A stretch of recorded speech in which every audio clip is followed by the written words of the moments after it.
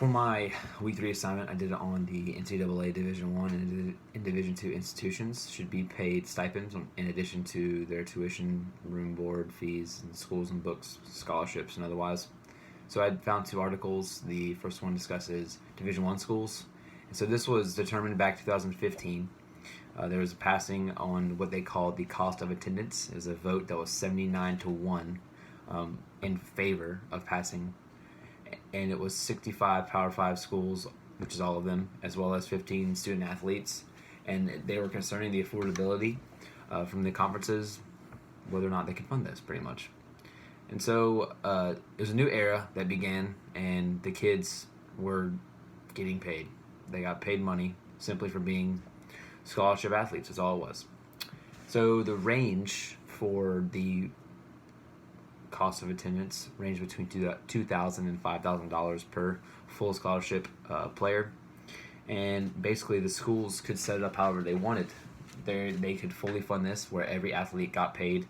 Some did, and then others could completely opt out. So at UMKC, who's a member of the WAC conference, WAC, which is a non-football school, they only cost of attendance compensated 2 of their foreign athletes in 2015. So how did this idea come about? So the idea arose based off of good intentions and guilt. Athletic departments paddled budgets mostly through hefty media rights contracts, but did not compensate the athletes at all. And basically the Power 5 conferences, the Big 12, SEC, Big 10, ACC, and Pac-12 voted to strengthen the value of the scholarship. Athletes pocketed tens of millions this school year, a perk that is now part of the student-athlete experience. So the Power 5 conferences provided full cost of attendance to athletes in all of their sports. Every sport was fully funded, at the total cost ranging between $500,000 and $1.5 million. And so if you look at the average revenue per Power 5 school, it was roughly $95 million. So it's just a fraction of what these schools are making. That does not factor in expenses, and so most of all of these schools are in a deficit, but that's not how they looked at it. The schools looked at, in my opinion, as a Division II athlete, it makes sense, because how do you, prevent, because in Division I athletics, especially football and basketball, things are going quite well. People are making a lot of money. There are, your fair share of scandals out there, but compensating the players for their hard work and dedication and all that extra time put in, makes sense. As they're saying here, And so the athletic director at Kansas, Sheehan Zanger, I would tell you that our student athletes have benefited greatly, just from the rough $3,644 each full scholarship athlete receives, and it ranks 7th in their Big 10 conference, Big 12 conference. Their quality of life has been enhanced as he gets to. So even though this, is pretty new to, I guess, almost all athletes, it is not necessarily accepted the same across the board for all the athletes. So some feel this is not nearly enough. A few $100 per month on top of a scholarship seem like a small amount to some who help generate millions for their universities. Ian Simon, a 3-year football starter at Missouri, there's tons of money out there, and the ones who have actually been doing the work, what people are coming to see, they're not being properly compensated for it. I know we're getting an education, but it's not really free when we're putting out 40 to 50 hours a week for your sport. There's a lot that goes into that scholarship that's not really free. Very good point. And then on the flip side, we have Lindsey Cunningham, who's a junior guard on their basketball team in Missouri, and she was honestly shocked when she found out by this. So from my view of the situation and all that's taken care of me, the way I'm treated, the way we travel, the way we eat, the clothes we're given, I'm not sure what else they can do. So clearly, mixed emotions. And if with the extra income, the athletes are able to afford better groceries, as well as, more groceries more often, or just more in general, school supplies, gasoline, and other expenses that would normally come out of their own pocket. So at Missouri, every full scholarship athlete is given $4,290 over a 10-month period. And then we have the Big 12, who announced that it was going to fund $30.4 million into the league-generated income, and that was a 20% increase from last year.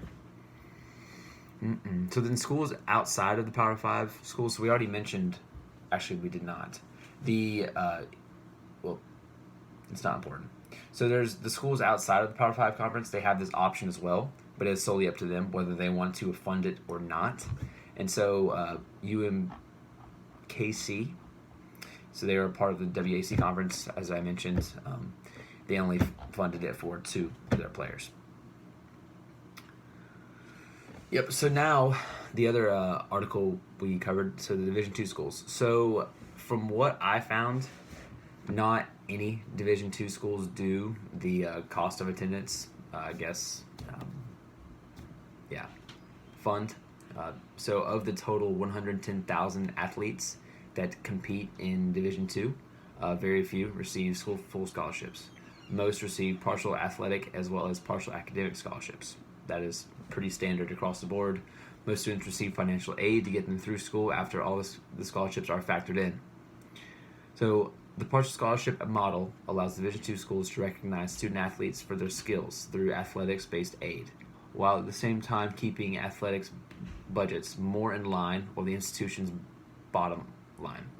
It costs Division II schools about half as much to sponsor a competitive athletics program as in Division I.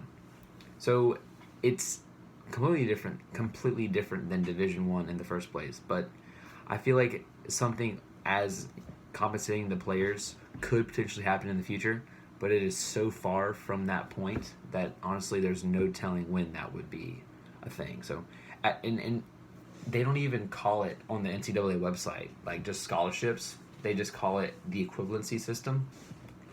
So we have the equivalencies pulled up for the fully funded Division II programs, and not all of them are fully funded, but you have football, who receives 36, and then I guess in my case, we have men's golf, who receives 3.6, and then women's golf, who receives 5.4.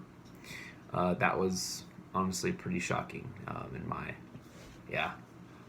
opinion, but I mean it makes sense because with football they have to offset it somehow, and then there's some that are just completely the same even considering football. So you got cross country and track, they receive 12.6 on both sides, and then actually lacrosse, men's lacrosse receives more than women's lacrosse, which you think it would be the other way around. So I mean it's just interesting how it works out, but I feel like the Division II equivalent to the cost of attendance is like these split equivalencies, because they've found that when Division II players sign these scholarships, it gives them a sense of, I guess, worth, like, oh my gosh, like I'm actually good, you know what I'm saying? So their ceiling is automatically higher. They have much more to bring to the table and stuff like that.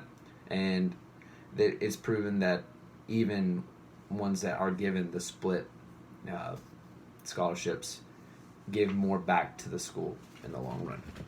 So the partial scholarship models offer a full, effective alternative to institutions to operate their athletic programs. Division II's partial scholarship model actually contributes as a revenue producer to the institution, particularly when compared to the alternatives of full scholarships, Division I, or no scholarship grants and aid, Division III.